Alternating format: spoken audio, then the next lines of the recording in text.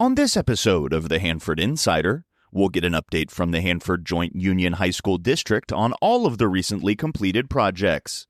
Rob will review the upcoming calendar of events. Then, I'll be back with your sports report, where some teams are already in action this fall. This is the Hanford Insider for Monday, August 18th.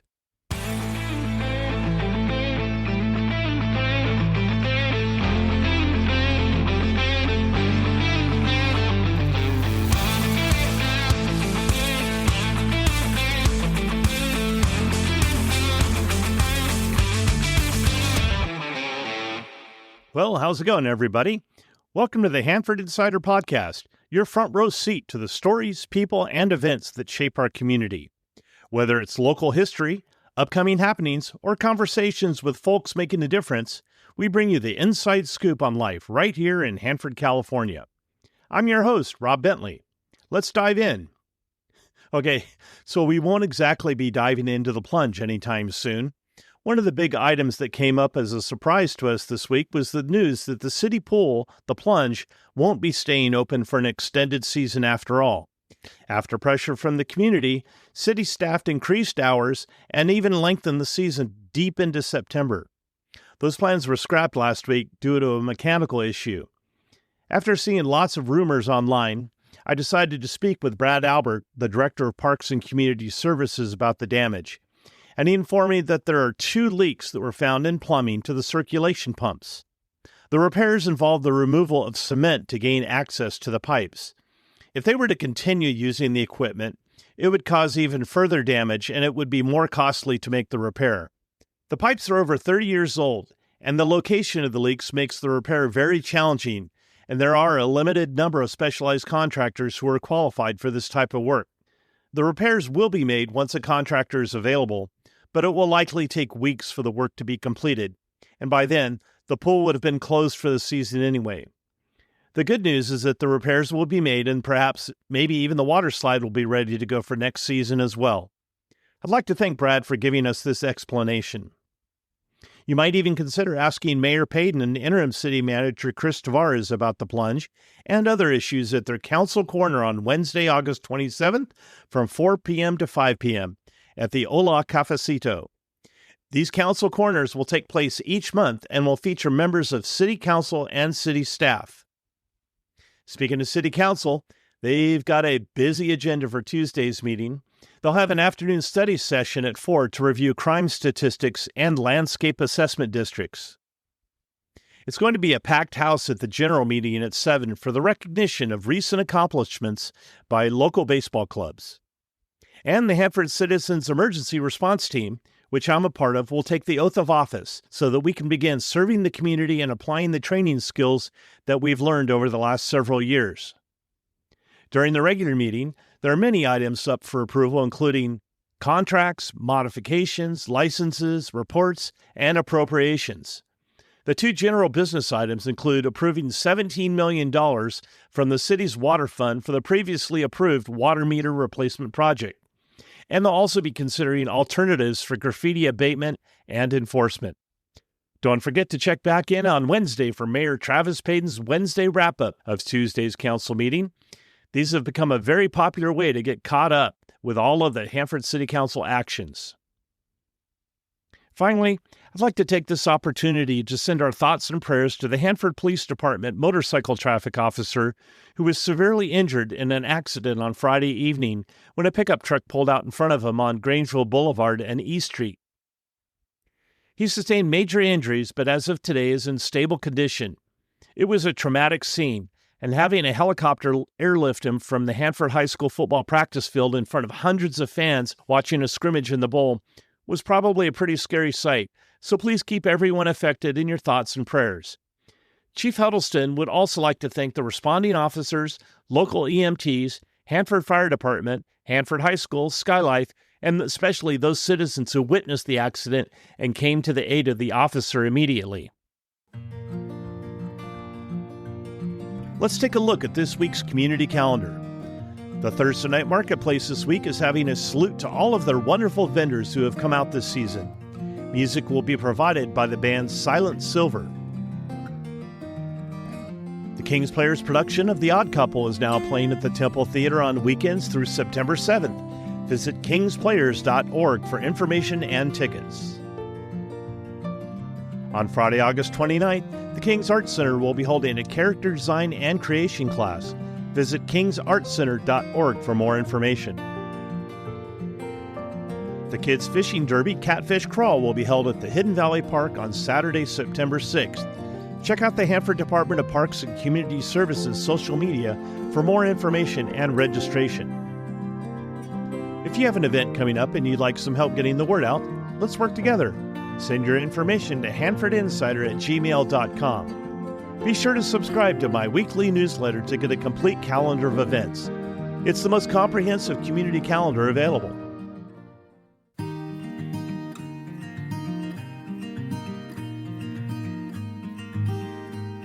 Well, friends, if you've been driving around town lately, you know the improvements that have been happening on our high school campuses throughout Hanford, be it the full comprehensive high schools or even the district office, brand new district office to showcase here. And it gives me great pleasure to have on the show from the Hanford Joint Union High School District, Renee Creech, Lance Dowd, and Ben Stidman here on the show to give us some highlights of the things that you've been seeing going around the campus. So welcome to the show, everybody. Renee, let's start with you.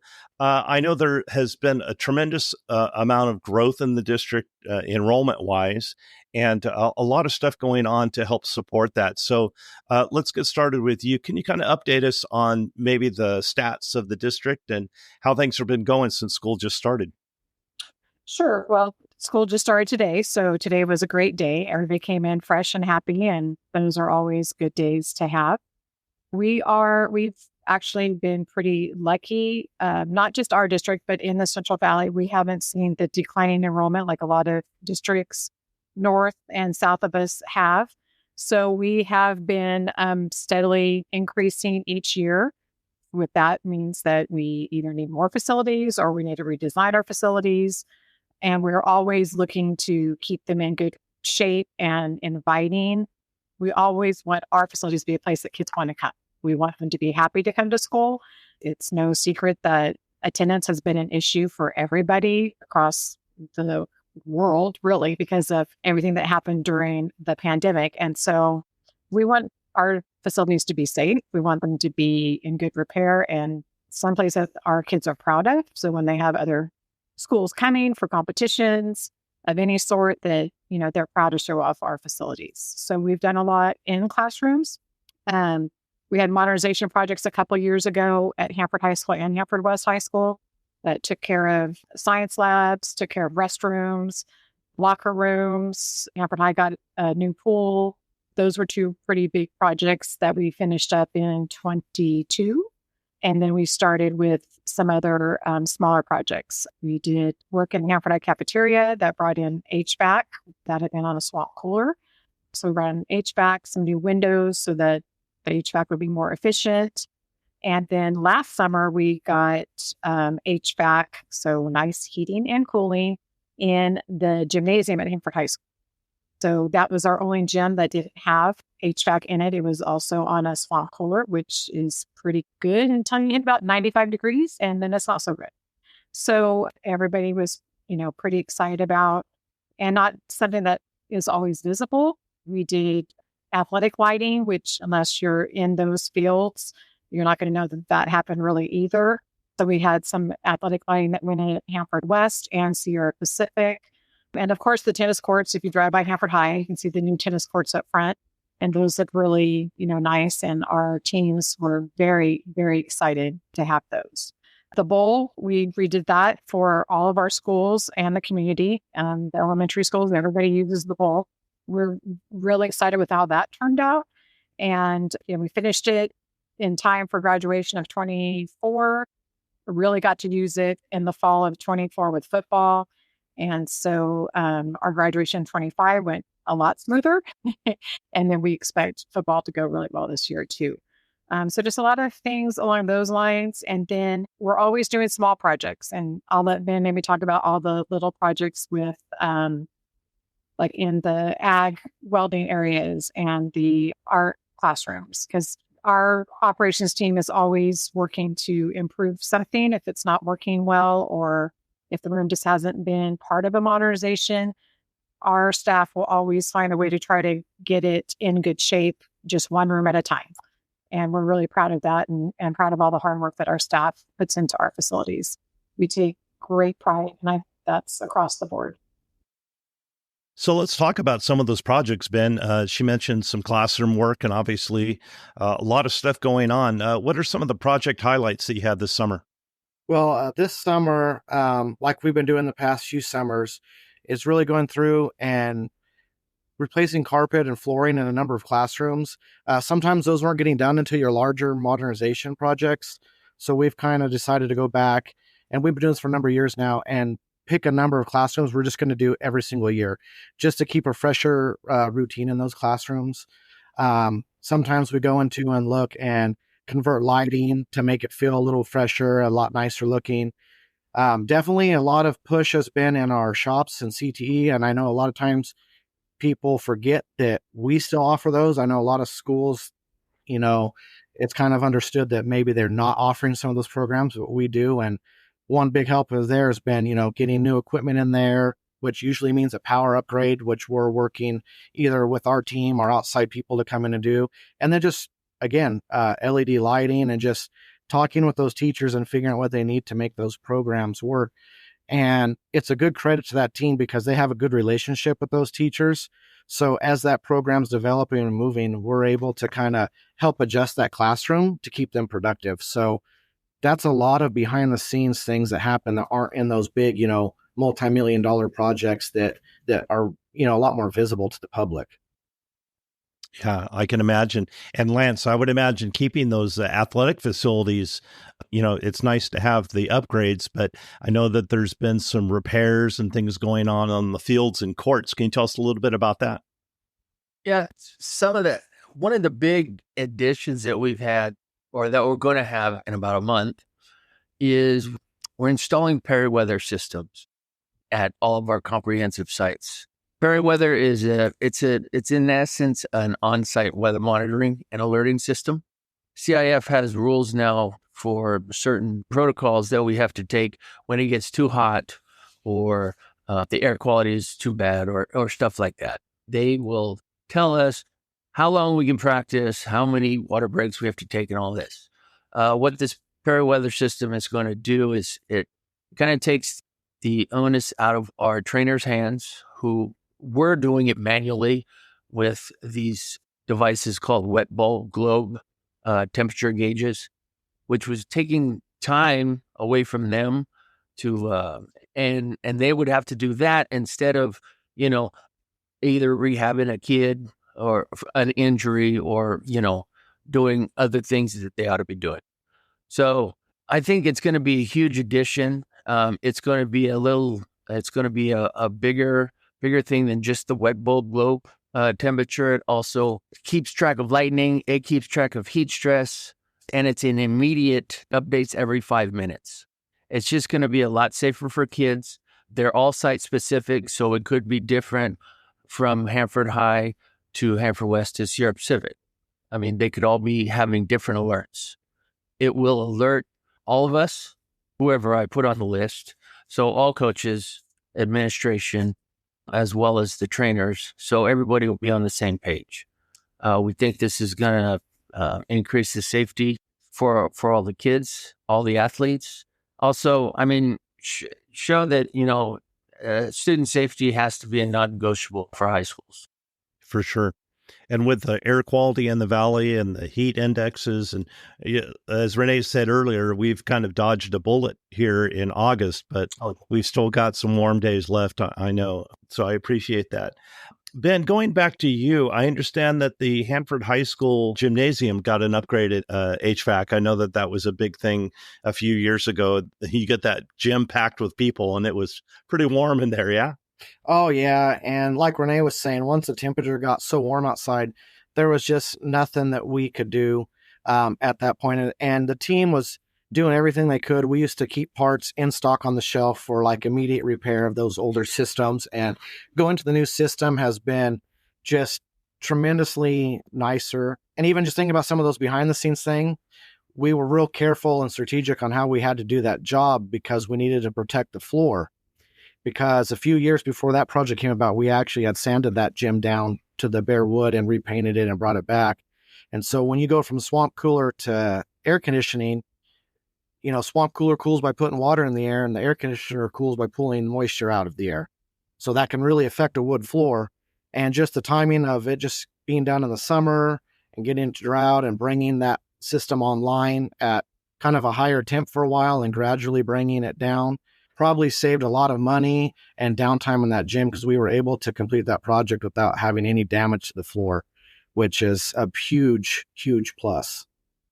I wanted to move on to the transportation side of things, Ben. And I know that people think of the Hanford Joint Union High School District as Hanford, but your buses run all the way to Tulare County. How's the fleet been maintained, and what improvements have you been able to make in the transportation facility there?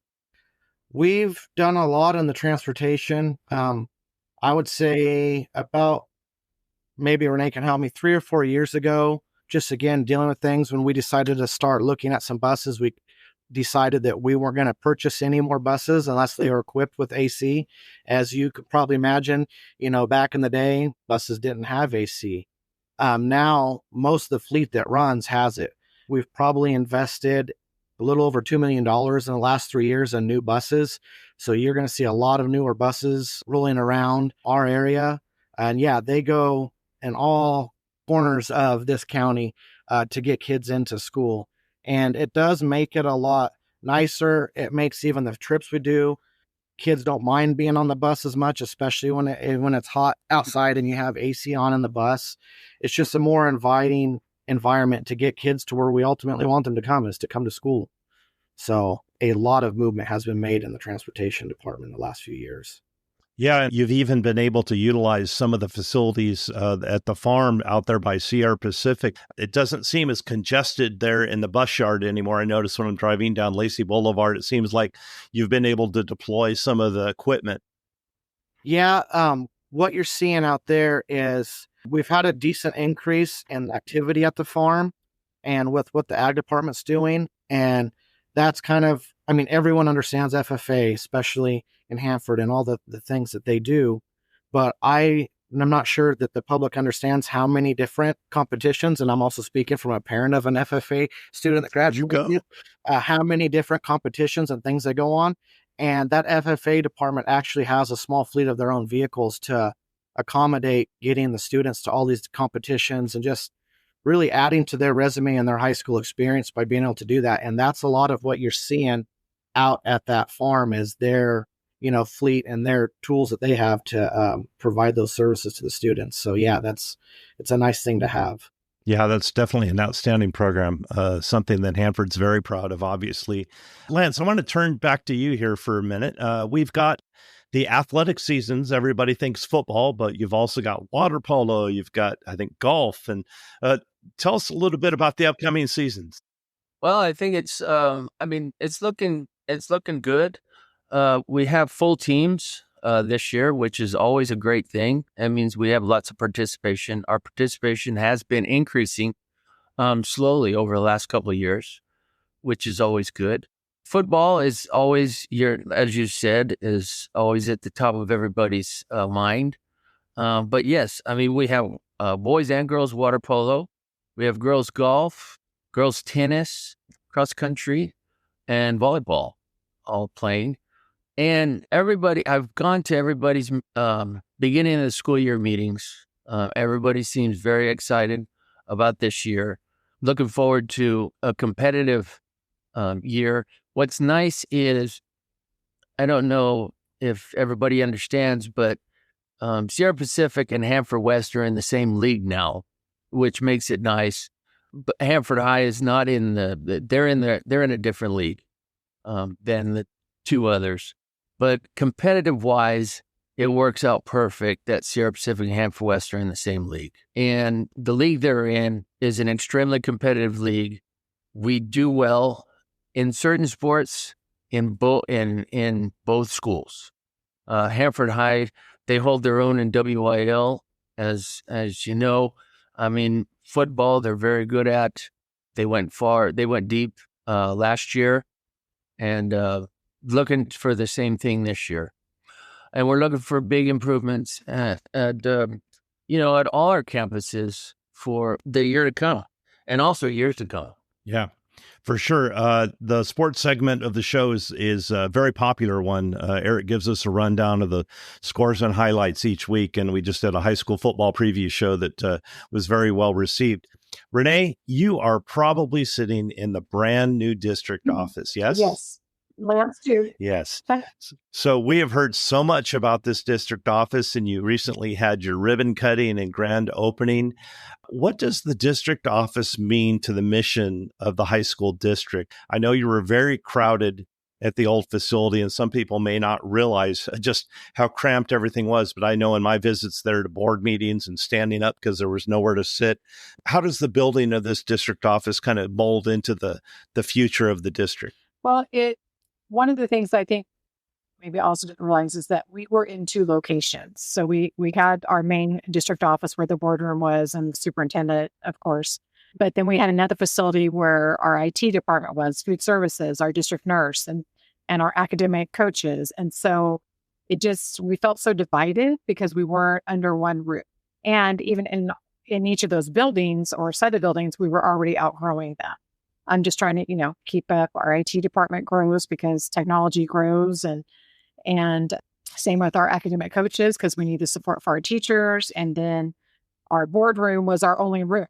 Everything happened in our boardroom. It was at the old building. It was meeting room. You had to cross through it to get to the break room. You had, that's where the board meetings happen. And it wasn't conducive to very large meetings. So it was hard when we had to do professional development. We would have to find, room on a campus. So we started on a mission to find a building, and we were fortunate enough to be able to work with the owner of the Hanford Sentinel building and be able to purchase it and then do the remodel to it. So for us, it's just a sign of our future, and that we want to invest in the future of our district and our schools and our community. We felt like we did a lot to the building so that, we could fit into the downtown area and make something good for our community. Not that it looked, bad before, nothing like that. We wanted to be able to fit into the community and make it to where like we've always been here. So I think that we've done that. The main side effect of us moving here is that now our Hanford Online Charter has a place to go. So it was basically operating out of a few rooms at our Hanford Adult School. I mean, it worked out okay, but it wasn't ideal to have that situation. And, our adult school wants to, be able to bring back some programs too. So we really need to find a home for our charter school. And it just worked out perfect. Timing worked out perfect. They were able to invest that, they just really have grown their staff and invested in, trying to increase their enrollment. And so having them in that building, that was pretty much the icing on the cake of us getting this building. So we're really excited that they're in their new location. We have a little bit of work still to do on their building, with signage, but they got their marquee up early and they've had stuff on it since day one, promotion. So yeah, we just feel like it's all of it is just a good sign of positive things in our community. Well, I'd like to thank all 3 of you for joining us this afternoon. It's been a wonderful time to get together and talk about all the great things going on in the Hanford Joint Union High School District. I'm a proud alumni, and I'm very proud Hanford resident of everything that's been going on. And I think that it kind of sets the tone for the development of our town. I think if all these district facilities are starting to look great, it attracts new people to the community, new people to your schools in a time where people may have doubts about the excellence in education. But I know by the promotional videos that you've been putting out and the communications with the community through your social media and websites and stuff, it's been great. So I'd like to thank you for coming on the show. Thank you for having us. We are proud of our community. We're proud of Hanford. We're proud of our schools. We've got great staff that are here every day for our students when the students are here, and the staff that work all summer long to make everything happen, for that first day of school. Again, we had that first day of school today, and it was a great start to the year. But we love our community and getting word out about our schools and all of us here and our superintendent. That's our goal, is just to be able to provide a great education for our students and our community. And I'd like to give a shout out to all of our coaches that we have in the district. We have quite a few of them at all our sites, and also club advisors. These coaches and club advisors, they give their time. A lot of it is voluntary. They do this for the kids. And if we did not have them, we would not have programs. So I want to really thank them. And they really, our coaches get involved in the community. And I think that balance really works out well. And we're going to continue to strive to try and even build a stronger relationship. I agree with that, Lance. And I think about the M&O team here and how great they are, what they're wanting to accomplish. But even outside of the coaches in the last years, the relationships that are being built between that staff, whether it be custodial or grounds, with our booster clubs, because there's a lot more communication that happens before there and helping each other, all with this common goal of supporting the kids, helping the facility, just all of those things. So I think we're also extremely blessed to have some really good booster clubs, and just that good also booster and staff relationship that they have, because we're just able to accomplish so much more when everyone's working together to get something done that everyone wants the same result from. All right, guys. Well, thank you so much for joining us. And now it's time for Hanford Insider Sports with Eric Bentley.